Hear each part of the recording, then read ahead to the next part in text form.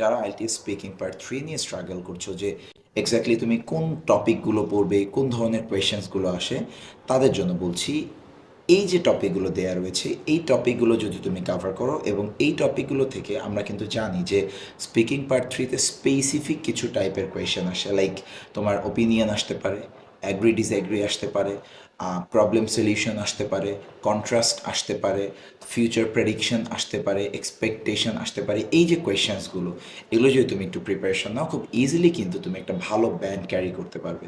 এবং এটার জন্য ভাইয়া তোমাদেরকে যে হেল্পটা করতে পারি সেটা হচ্ছে আমি একটা কমপ্লিট পিডিএফ করেছি যেখানে তোমার স্পিকিং পার্ট 3 এর দ্য কমন কোয়েশ্চেন্স এবং সেগুলোর অ্যান্সারের একটা টেমপ্লেট, যেখানে তুমি জাস্ট তোমার আইডিয়াগুলো চেঞ্জ করে যেই কোনো টপিক আসলেই তুমি এটা কভার করতে পারবে এবং টেমপ্লেট দেওয়া রয়েছে।